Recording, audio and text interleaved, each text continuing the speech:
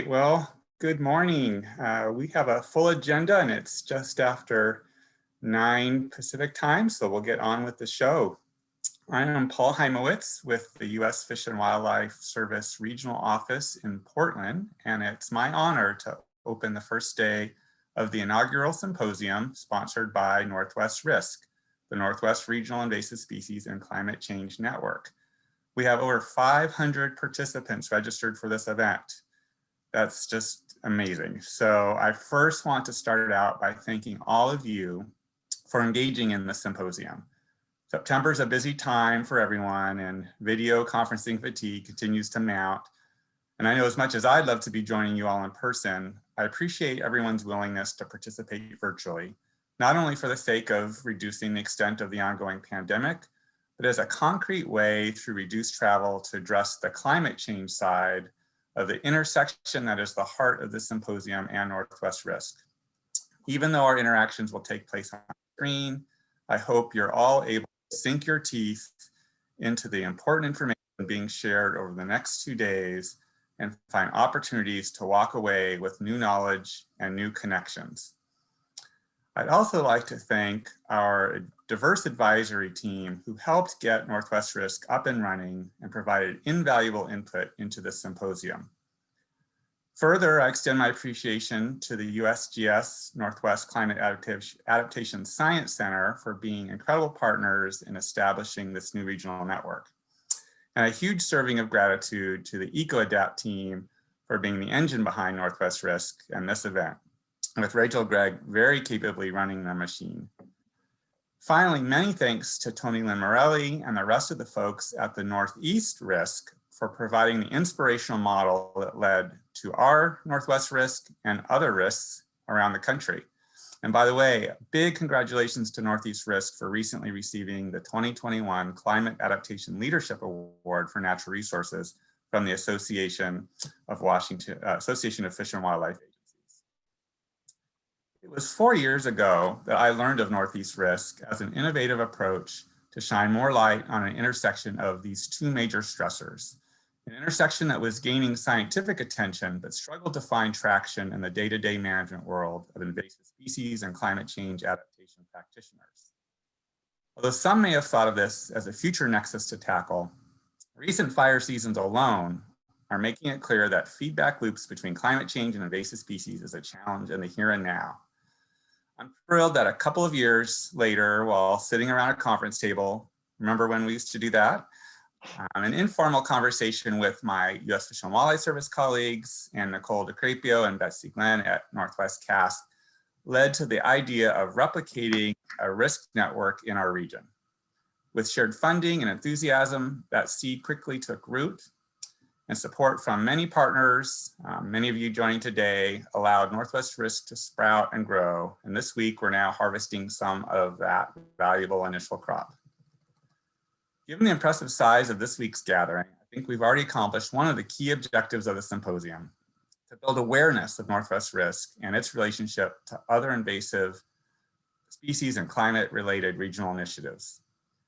Two other primary goals are to facilitate dialogue between those working at the nexus of climate change, extreme events, and invasive species, and to identify knowledge gaps and develop priorities for funding on-the-ground projects. To the extent those last two outcomes don't completely unfold during our 8 hours together, I encourage all of us to reach out afterwards, follow up on questions and ideas, and give feedback on how Northwest RISCC can help our region wrestle with the challenging overlap of climate change and invasive species via future meetings, website resources, etc. I'm really excited about these next 2 days. I'm eager for all of us to explore how the resist, accept, direct model can enhance our future decisions and actions to manage invasive species with climate change in mind, and how we can better adapt to climate change with biological invasions in mind. And so perhaps it's not a coincidence that RAD is the abbreviation of the symposium's central theme, because at the risk of a momentary return to the 80s, this event is going to be totally rad. Thanks again for helping make it so, and I will now turn it over to Rachel. Thank you, Paul. That was a great introduction.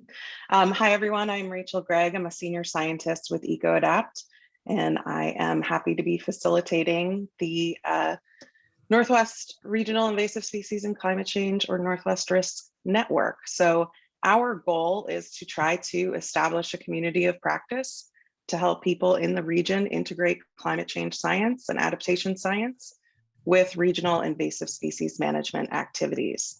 So as Paul mentioned, we are modeled after the Northeast RISC, and there are a couple of other RISC networks that I wanted to let you know about. So we're starting up in the Pacific Islands, in the Southeast, and also our neighbors to the east in the North Central region. So our primary but not exclusive focus is on Washington, Oregon, Idaho, and BC. So we're thinking about not only the ecological impacts of invasives and climate change, but also those cascading impacts on ecosystem services, ranging from food production and recreation to air and water quality and more. So we're doing all of this, as Paul mentioned, under the guidance of an advisory team.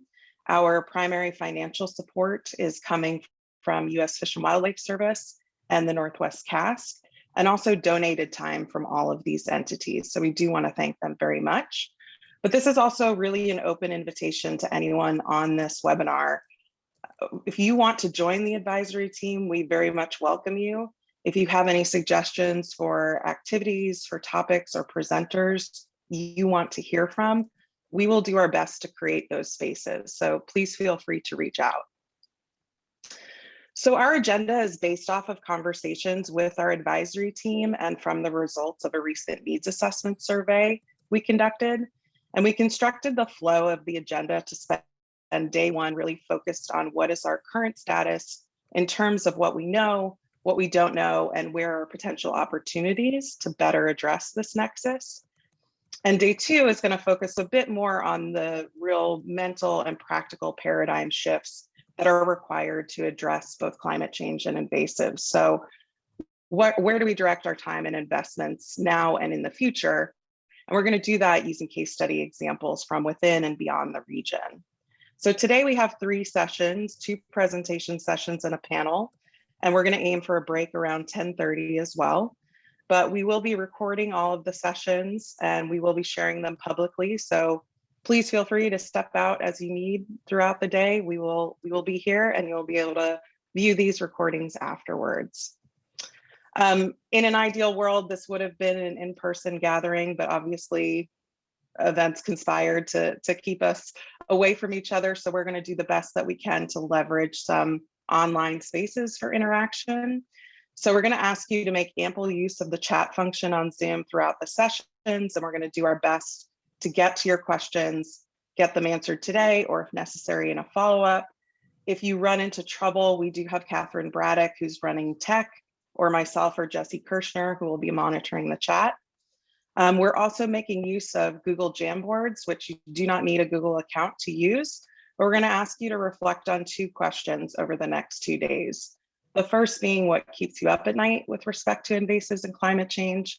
And the second being, what are your funding and research priorities related to this topic? And then finally, we've created this networking spreadsheet. So if you're a student or you're a professional interested in engaging with other students, other professionals on different topics around this nexus, we would like to invite you all to put your names in there, and maybe we can do a little bit of matchmaking offline. So Catherine's going to be putting those links into the chat, and we will be periodically reminding you about them. So with that said, we would like to kick off our session with our very first presentation session around the state of the science. I'm very happy to introduce our various presenters here. Bios for all of our speakers, just to save time, we've made them available on the website, so you can find them there.